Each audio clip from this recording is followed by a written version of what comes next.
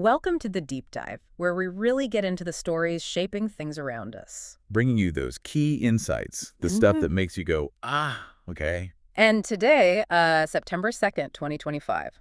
Wow. The cricketing world, especially here in Australia, woke up to something pretty seismic. Yeah, definitely one of those moments. You sort of had to read the headline twice, didn't you? Exactly. A real wait what moment. It absolutely stopped everyone in their tracks. This wasn't just, everyday news. It felt significant. We are, of course, talking about Mitchell Starc. You know, the fiery left arm quick, those thunderbolts, been a feature for over a decade. Absolutely iconic. And the news that has everyone buzzing, he's announced his retirement from 2020 international cricket. Mm-hmm. Now, look, on the surface, okay, athletes retire, happens all the time. Sure. But here's the kicker, the paradox. Starc isn't just any player. He was so central to Australia's T20 World Cup win not that long ago. Instrumental. And he's stepping away just 6 months, basically, before the next big one in India and Sri Lanka. It really does fly in the face of expectations, doesn't it? It's not like he's fading away. Not at all. He's still arguably at the peak of his T20 game. Mm-hmm. So the timing, Yeah. it says a lot. Right. So that's our mission today. We need to unpack this. This deep dive isn't just about what happened. No, it's the why. Exactly. Why now? What does this mean for his legacy, for Australian cricket moving forward, and even, the bigger picture of professional sport today? It's fascinating. We're going to explore the man himself, his priorities, what this kind of strategic shift means for him and the game. Yeah, it's a real window into the choices these elite athletes face, isn't it? The pressures, the modern career path. And it sends ripples. Yeah. It's not just a personal decision impacting him. It signals something broader. Okay, let's jump right in there, because the timing, September 2nd, 2025, he's 35, it doesn't feel like a decline. It feels calculated. That's the word, calculated. Yeah. Strategic withdrawal. So what's the bigger play here? What's he signaling? Well, you've hit the nail on the head there. What's really striking is how clear he's been about his intention. Okay. He's explicitly saying, look, I want to prolong my career, but my focus is now firmly on Test cricket and ODIs. Right. The longer formats. Exactly. Yeah. So it's not like he's suddenly decided he dislikes T20s or anything. He's been brilliant at it. Yeah. But it's this unwavering commitment to what he sees as the formats that really, define his legacy. And doing it 6 months before the World Cup.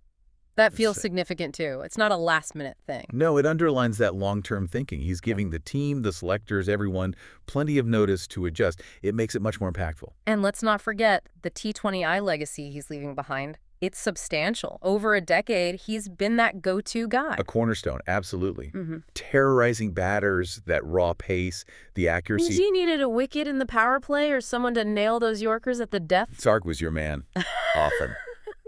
What were some of those standout moments for you in his T20 career? Well, his debut was way back in 2012 against Pakistan, right? Yeah, that's right. And since then, 79 wickets in just 65 matches. Which makes him Australia's second highest wicket taker. Mm-hmm.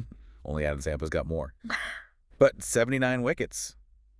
That's serious impact. And the numbers underneath are pretty good too, right? Economy, average. Yeah, economy around 7.7, average just under 24, which for a guy bowling the tough overs power play, that's phenomenal. Speaks volumes about his consistency under pressure. And then there's just the sheer speed, that intimidation factor. Oh, absolutely. Regularly, over 150 Ks. Remember that test delivery? 160.4 kilometer, fastest ever recorded. Unbelievable. That blend of raw pace and the ability to swing it, hit the Yorker. That's what made it special. Watching him run in, you always felt something electric was about to happen. But if we had to pick one T20 moment, the absolute peak. It has to be the 2021 T20 World Cup in Dubai, surely. Yeah, I think so. He was just immense in that tournament. Totally. 9 wickets across 7 games. But it wasn't just the number, was it? It was when he took them. Crucial moment. Those fiery opening spells, getting big wickets early, then coming back at the death, closing things out. That clutch performance was absolutely central to Australia finally lifting that trophy. It really cemented him as a big game player in that format. No doubt. Which makes it even more poignant that he's stepping away. He even said something like, I loved every minute, especially the 2021 World Cup. Not just winning, but the group, the fun. Yeah, you can tell it wasn't an easy call. It was clearly something he wrestled with. Which leads us nicely into the why, the rationale, prioritizing longevity, the long game.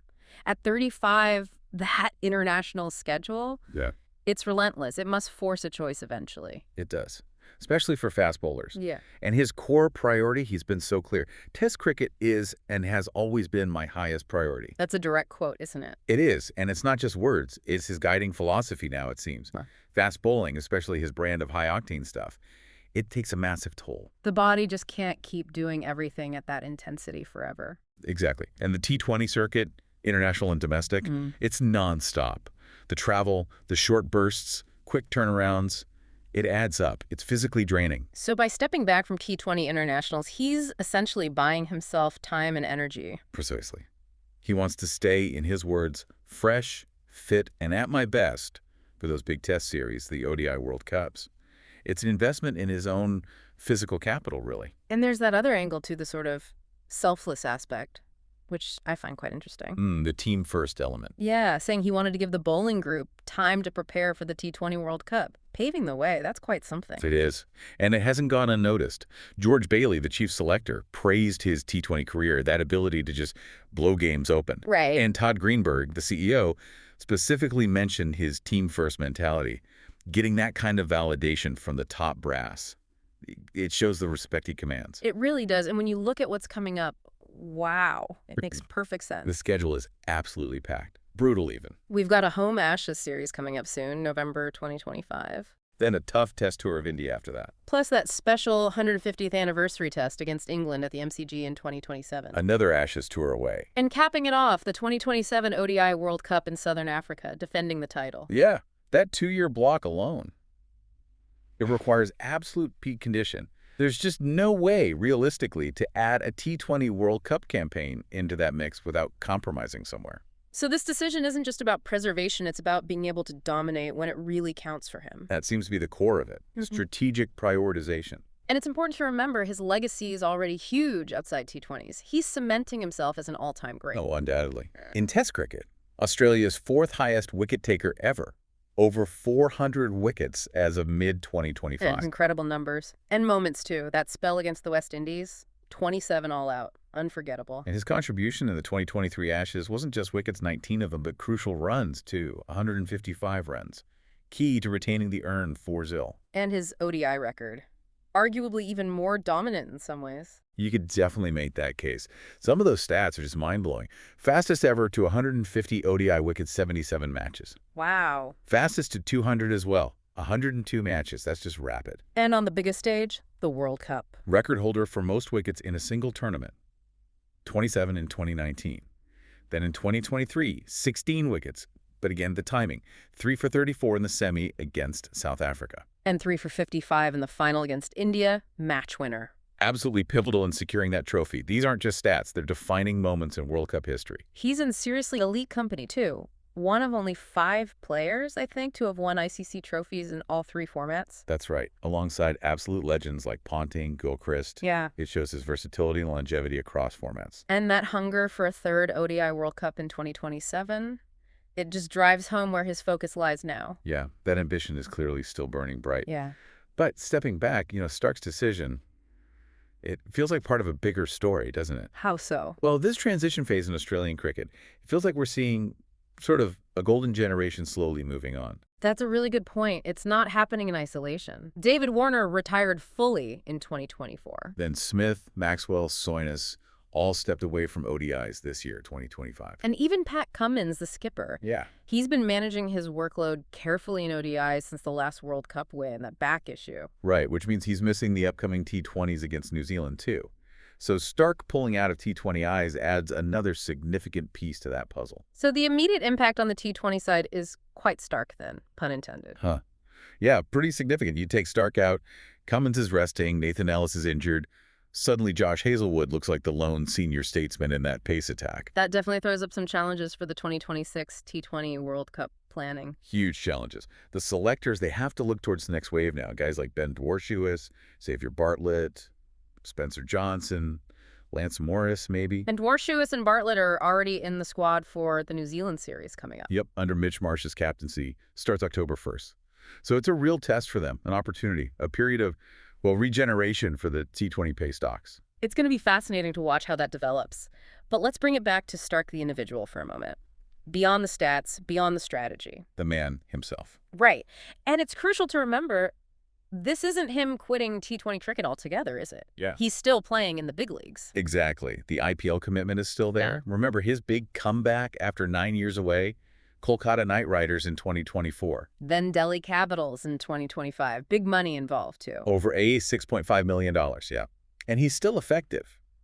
Nitish Rana, the Indian batter, specifically praised his death bowling recently. So he's still a force in that format, just Yeah. choosing where to deploy that energy? Precisely. It's about managing international commitments versus those franchise opportunities and, crucially, his main priorities.